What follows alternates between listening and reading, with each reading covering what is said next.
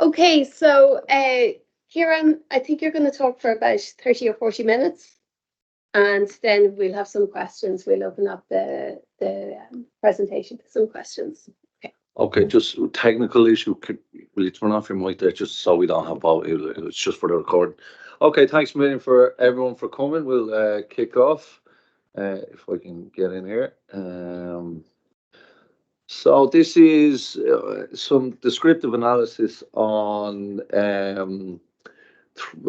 based on 3 reports I've written recently for the NERI Economic Research Institute on third level attainment. By background, social class, origin, which is proxied by father's education for this report, and then the labour market outcomes of graduates by their social origin, again proxied by father's education, in the context of kind of unprecedented generational change in third level education attainment in Ireland. So I'll just kick on. There's a lot of charts to get through, and kind of story to tell through them. So I'll do my best, and hopefully you can follow.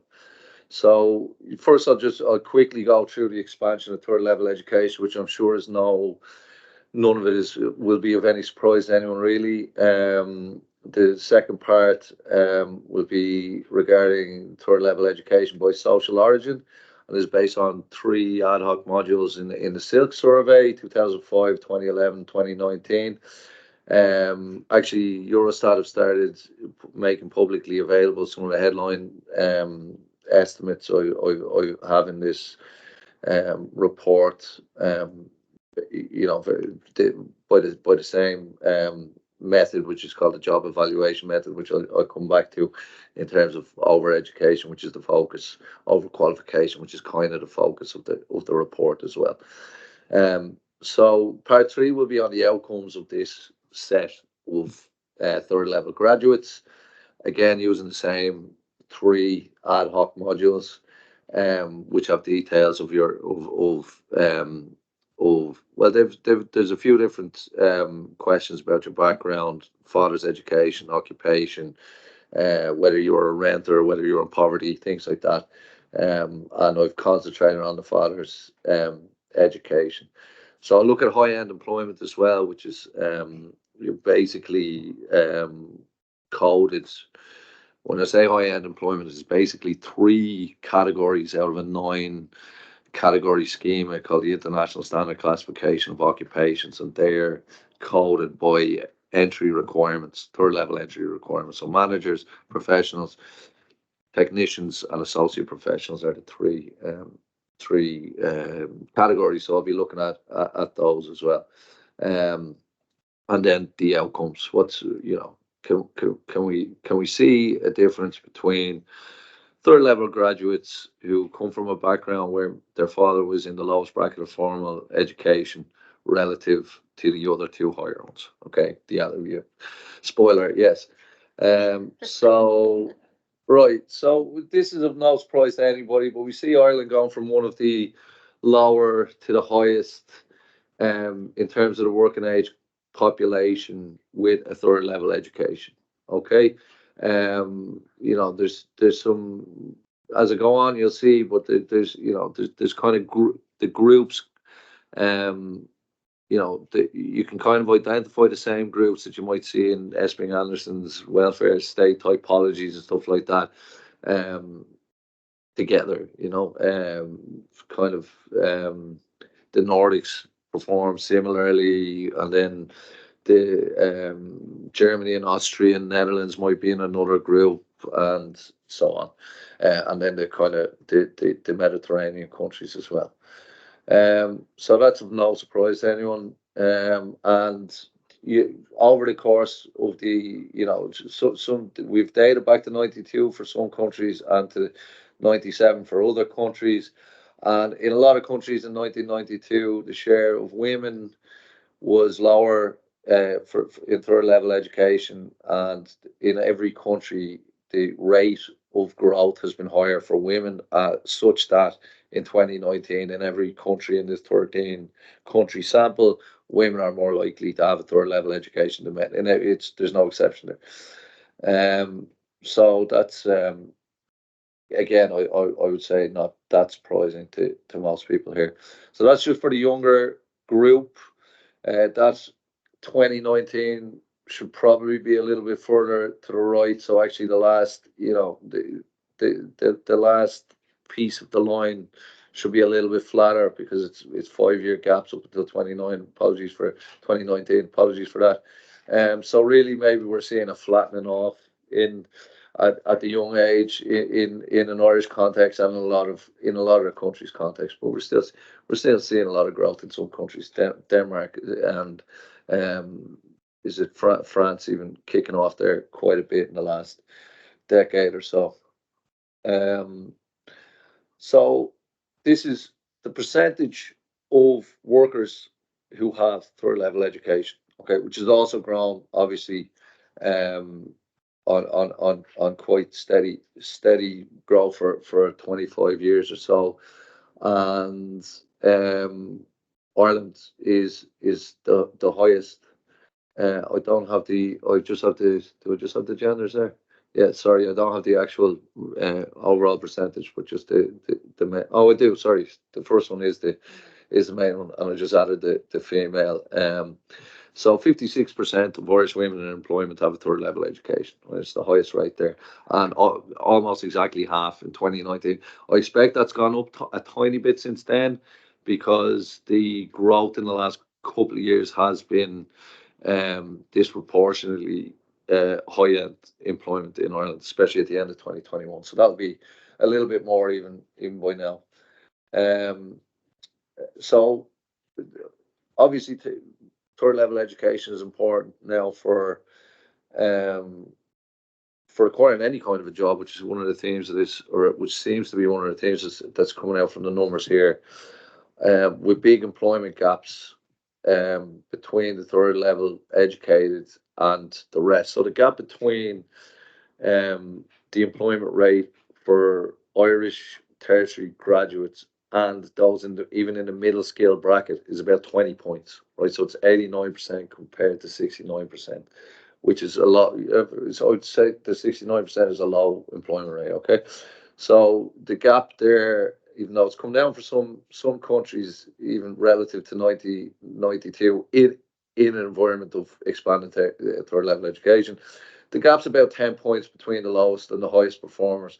Germany is the highest performer at 89% for a third level graduate, compared to Italy, which is about 79%. And we've got in every country, despite the fact that women are more likely to have third level education, the employment rate for men is always higher than the employment rate for women. I think in Sweden it might be fairly equal, or with a little difference, but that's the only country that stands out in that regard. And Ireland has the biggest gap in attainment there. It's about 8 or 9 points for third level graduates. Okay, so I'll just what are we talking when we're, and I'm just kind of getting ahead. Obviously, you never have the perfect data set. So some of the details that are of interest to anyone studying this stuff are not there in the Silk, okay? So I'll be looking going forward. If we look to the left here on ISCA, this is the International Standard Classification of Education. They're grouped 5+, okay? And that's the group I'm looking at: short cycle tertiary education to doctoral or equivalent. And in relation to the overqualification, this is the group. Unfortunately, I can't kind of separate between masters and short cycle tertiary education, but I'll come to that. So I just want to point out some possible issues with the data in the Silk.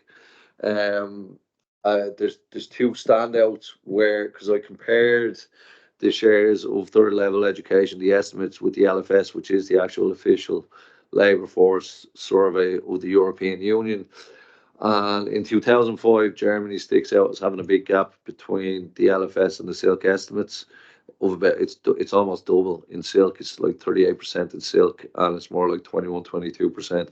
I've seen that come up in a couple of academic journals used anyway. And the second one is Ireland in the most recent data, and it's about a 10-point gap there in the estimate of third level education. I've constricted the age group there just because that age group is the only age group that's asked about the background details. So I just wanted, for consistency, I'm just looking at the 25 to 59-year-old group. So with that, the not only is the estimate for third level education attainment higher in silk, so is the overqualification rate in silk when you do the same numbers in the LFS. So, and a big gap, almost just over 9 points there as well. Spain is close enough. And yeah, I've already, but just to get ahead of any questions there as well. The first report was on overqualification rates, and I'm kind of skipping over that here. But basically,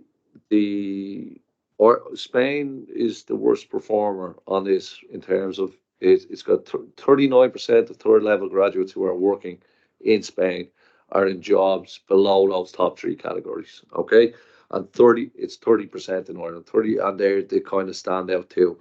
Austria comes in close, but I'm worried about the Austrian data, but just for kind of definitional reasons and stuff like that. But just I'm able to do the overqualification rate by level of third level education in the LFS, which I'm not able to do in silk, which I'm sure likely has a class component, at least in Ireland. The supports aren't there for master's level students, or at least not the same amount for master's level students. And if you check out the bottom line there, so we have an overall rate of 30%.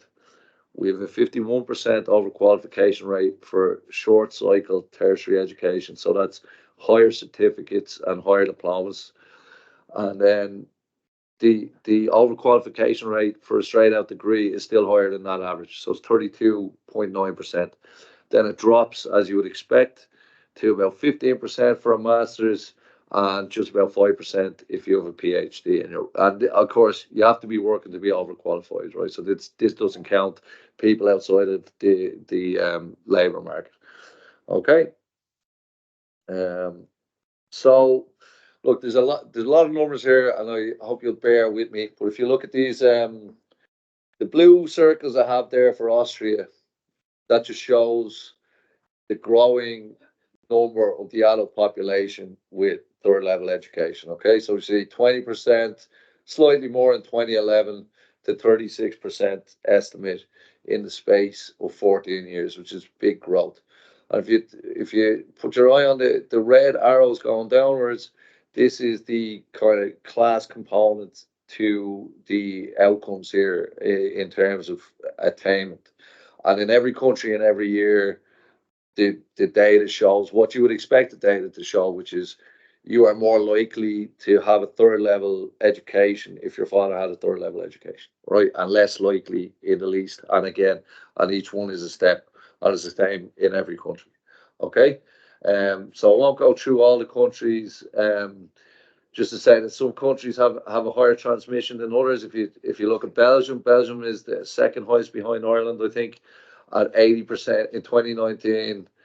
80% of adults in that age group, if their father was educated to a high level, a third level, they did the same themselves. Okay, and it's less so, and obviously these levels are a function as well of the expansion as well. Okay, so we'll see the likes of, say, Portugal and Italy kind of stick out. Even though the transmission is very high in Portugal, there it's one of the highest as well, 76.3%.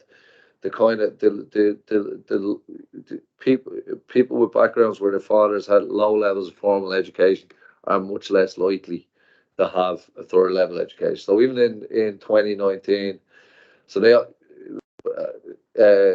only 25% of Portuguese adults have a third level education. Okay. And it's similar in Italy. It's only 21%. They've large kind of what we call middle skill groups. Sorry, I don't know why that keeps going off. Anyway, Germany's kind of this is the kind of problem. Maybe we'll get some expertise in here afterwards, just in terms of the German number. That's the one that I was saying doesn't align with the LFS, but and kind of says that there's been a decrease in third level education in Germany, and we're pretty sure that that's not true. Okay, just to flag it.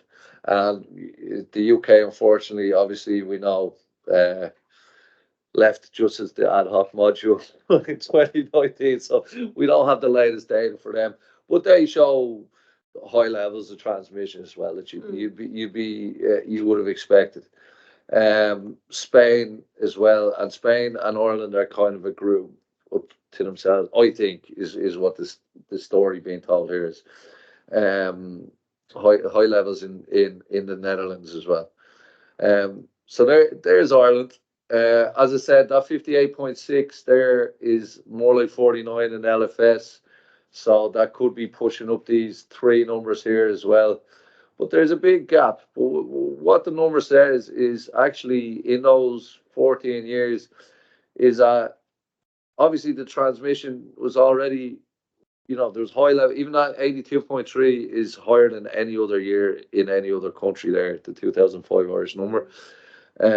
So we already had high levels of intergenerational transmission at third level education. I don't think anybody would be surprised by that. And you can't grow it much beyond that, but it's gone up by 3 points. So what's happened in the meantime is that we've vastly increased the numbers and the shares of adults from whose fathers would have been in the lower and middle brackets of formal education, and they are much more likely now to have a third level education. And we've closed that gap more than any other country in the sample during that time as well. Okay, such that in 2019, if your father, and in an Irish context, just for context, the first bracket of formal education is up to a junior cert. In an Irish context, if your father finished formal education at junior cert, 46% of that group now have a third level education, okay, which is the highest rate of any of the same group in the sample, okay. So equality of opportunity, question mark, that's at least, there's positives there in terms of attainment, obviously.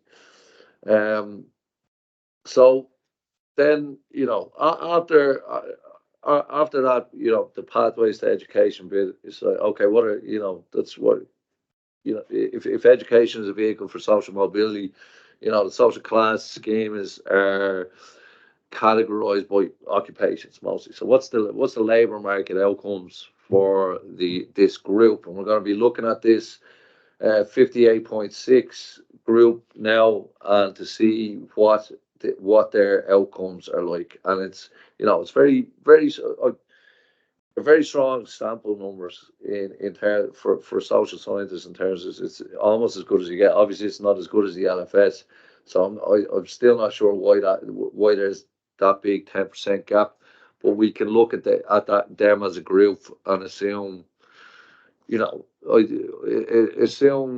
I suppose that once we dig down into the shares of those group by background, that we should be able to have some robust numbers anyway. Okay, so the international standard classification of occupations is based on third level attainment, and as I said earlier on, there are 9 categories. They're categorized by entry requirements, and there's 6 outside of the top 3 that don't require third level education. I was actually just reading through a SOLAS report there, and there's additional complexities within, let me see if I have it there, that I don't. So what I'm basically looking at, there's the 9, and they're split up by these wider, grouped ISCED levels, International Standard Classification of Education. That's how they're categorized for cross-country and time series analysis. So I'll just keep forward there for a second. I'm looking at these, okay? So just the group with these high levels of third level education who are working in these, and I think that's pretty robust. I think they're definitely overqualified, and I think that if anything, this is the kind of minimum estimate for overqualification. I was reading through the Sull's report, who have a look at the technician and associate professional group as well, who might have, so they're in the they're requiring short cycle tertiary education or in around that group, and maybe a lot of them have actually degrees and masters, which might be unnecessary, which I think the estimate was about 130,000, which on top of my estimate is with 330,000 is 460,000, which is in around 20% of the entire employment in 2019. So there's complexities, there's issues around horizontal mismatch, there's other types of mismatch other than just overqualification. So I just wanted to point that out. So these go, as I said, it's grouped by these different levels of formal education. So I've started to call this demand. So this is the top three. What percentage of actual employment do they present? And there's an upper line in every country again, pretty much as an upward steady line for the most part. And we see there's some of the top performing economies there in terms of some of the outcomes are the ones with the higher shares of high-end employment. So Sweden, Finland. We're missing a country there with a blue dotted line, and who is it?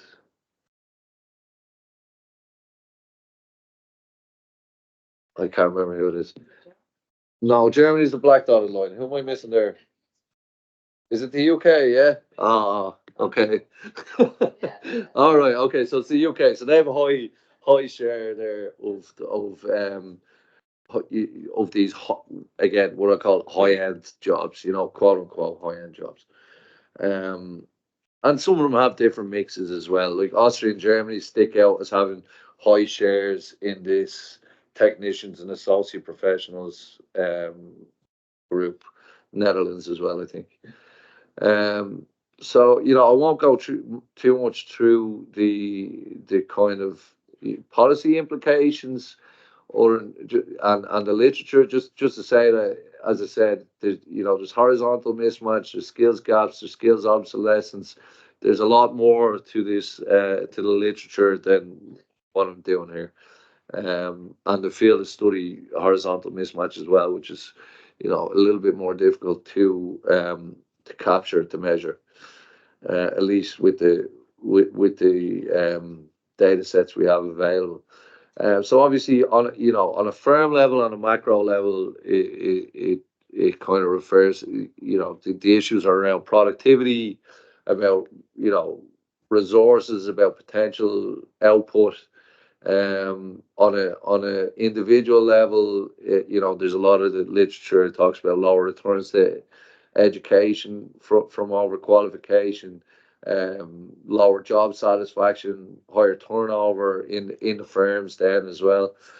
And of interest to me is the idea of third level education as an engine for social mobility, and to actually acquire those high-end jobs with high social status and high earnings. And is that happening with the expansion of education? So yeah, and obviously from a spending perspective as well, is there an argument there for, if there's high levels of third level overqualification, is there argument for rebalancing spending towards other areas where we might have skill shortages. We know about construction. We know about future needs in terms of the transition to a low carbon economy, etc. What's the role of the state in looking at the demand side as much as the supply side, and also obviously education on an individual and societal basis is not the value is not captured by pure labour market considerations. I want to say that, but these reports are, these reports are just looking at that. Okay.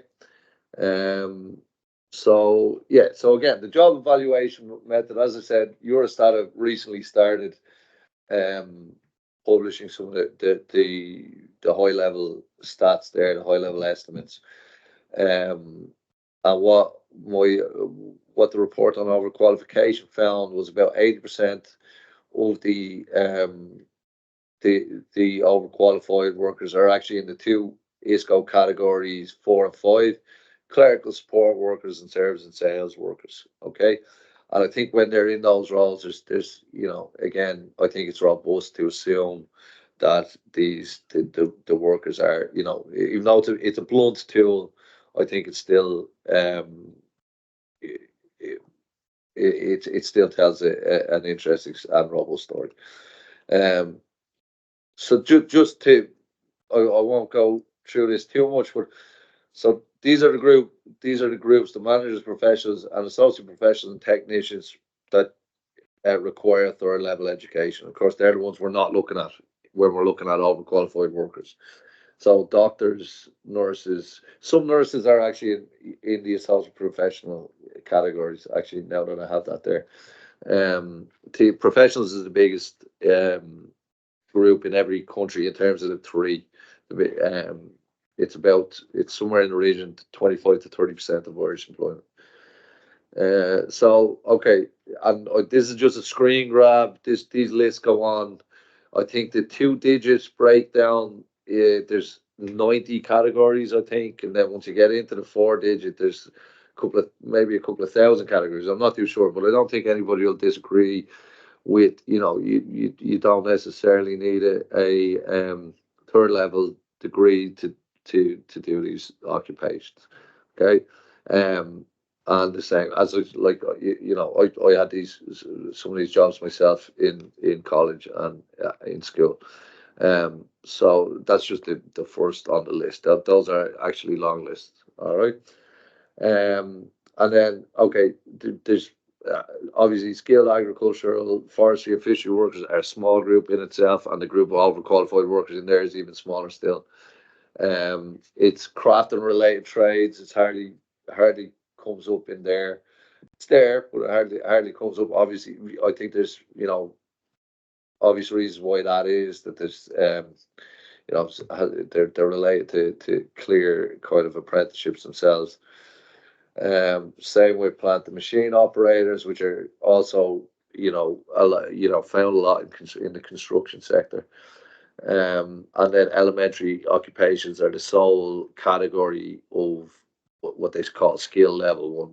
The lowest formal education bracket is required to successfully apply for one of these jobs. Okay. So I've created just a 3 category outcome for the third level, for this group, third level educated, and one is match employment, so they're in one of those three jobs. The second is they're working, but they're not in one of those top high-end jobs. They're mostly, as I said, in clerical and service and sales roles. And then 3 just inactive. Okay, and I just measure them across time and across countries to see what the outcomes were, and what are the implications of this massive expansion of third level education in a context when maybe the demand, maybe the supply is outstripping the demand. Okay, so apologies for this massive table, and I just want to show you that You know, even though if you will concentrate on Ireland, and Ireland is, you know, the actually on a lot of actually Spain is the worst performer here. But basically, when you include the inactive in this scheme, in these outcome variable, only 54% of Irish third level graduates in 2019 were in a high end job. Okay, the lowest in the 13th sample is 51% in Spain.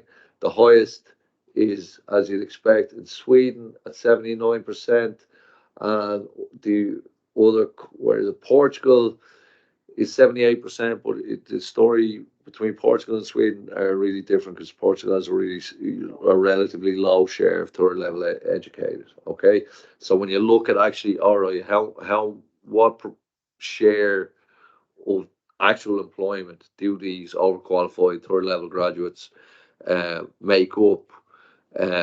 You know, it's we're not seeing it in this. In some countries, it's just non-existent. Ireland, depending on how you measure it, it's between 11 and 14%, and in Spain, it's somewhere around 15-16%. Okay, other countries, Portugal is less than 5%, Sweden is less than 5%, Netherlands is less than 5% of employment. So 32% of all graduates in Ireland are overqualified with this outcome variable. And you can see that this has dropped significantly, again, in the context of a lower share in 2005 of third level graduates, but as they've expanded, less of them and a good drop. And that's the largest drop of any. A lot of them remain steady, some improved. Is Germany? Germany's the standout performer. I'd be wondering about the comments from the German in the audience here, because I hear this.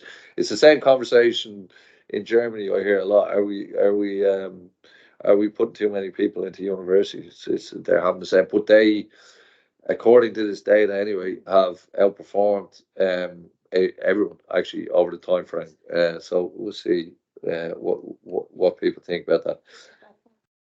5 more minutes. Okay, so the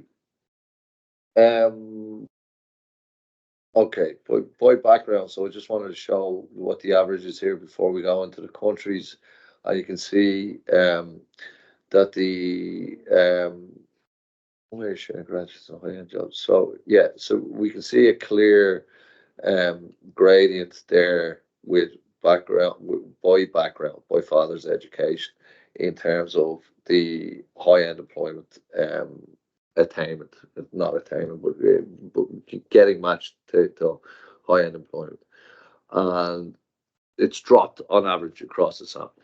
Okay, and okay, this is kind of upside down from the outcome variables I had for the third level graduates. Sorry, so now the bigger group, the good, you know, the match employment is at the bottom. The blue bar is there, and we've got that. Instead of the downward red line, now it's an upward red line, and it's across the board. There's one or two small exceptions where the middle skilled group, you know, are, I would say, well, maybe in educational kind of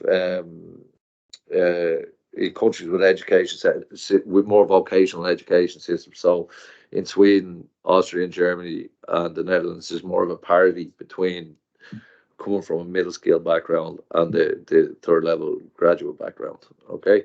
But it's still, for the most part, and across all the years, we're seeing this definite outcome, you know, positive outcomes by background, and more positive by your father's level of formal education. And again, we'll just, I won't go through them all. You know, some are, again, Portugal, it looks like it's outperforming, but is it, when you consider that, you know, third level graduates are smaller share of the economy, as are the high end employment in overall employment. So again, UK missing there. If you're interested, I'll leave you to look. But you see Spain sticking out there again as having a relatively low share in high-end employment, but again, the gradient there. So if your father's education was in the low formal bracket in 2019 and you have a third level education yourself, less than half of you are in a high-end job. Almost as many, not quite as many, but 40% are in service and sales roles for the most part. Okay, so these I've just put the Irish ones side by side, and again, Ireland has the biggest gap. Even though we've closed the gap, narrowed the gap most by anyone else, and we have the narrowest gap, which is also, as I said, a function of the level of third level education that we have generally. But in terms of the outcomes, the labour market outcomes for those graduates, there's been a huge increase between even 2005 and 2019, and it's even dropped for the outcomes even not recovered by 2019 from probably some of that is obviously the effects of the financial crisis, stuff like that, where everybody kind of got bumped down or groups did anyway. So in 2005, basically, if you have a high level of education from a high level of education background, 71% of the adults in that group had a matched high-end job, and in 2019 that was 66%. But if you look at the group in the lowest bracket of formal education, and that even dropped again between 2011 and 2019, which you'd maybe expect it wouldn't have because we've had record employment growth, etc., etc. It did get worse. So we've gone from 62% high-end employment to 47% in the space of 14 years, a drop of about a percentage point a year. So, what are the policy implications? What are the implications in terms of social mobility, the social contract, meritocracy, equality of opportunity, etc., and then equality of outcome? And there's probably a lot of complexities in those high level estimates there. Different theories in the literature about effectively maintained inequality, maximally maintained inequality, cultural capital, connections, and there might even be subject differences and credential, a difference by class in terms of the topics that would be more likely. I had a quick look at some of the outcomes by other backgrounds. I haven't them in the report, and this assumes that your father, by the way, was employed, so it doesn't include the inactive. But there's clear differences in outcome and clear widening of the outcomes there over the 14-year periods. You can also look at whether you're in rented accommodation or the family owned the home, and the same. We've clear patterns there, which you might expect, which I'm sure a lot of people in the room here would have expected. Okay, thank you. Yes. Okay, so Ciarán, thank you very much for that. And it's a very dense presentation, but I think the findings themselves are very clear. Like, we've had this expansion of higher education in Ireland particularly, but also common across many European countries. There are some gender differences in that. Clearly class matters, class as measured through parental education, father's education in this case. Let's not forget about the mothers as well in the next round of analysis. But clearly class matters for your chances of going to higher education. And then when we look at outcomes, so what has happened to the labour market, over that period of time? Well, clearly there's been an increasing pattern of mismatch across all European countries, more or less, many more European countries than not. And now what Ciarán has found is that class also matters for that. So class can protect you or put you at risk of not being matched in the labour market, you know. So obviously more middle class young people are more protected from mismatch compared to working class young people. Okay.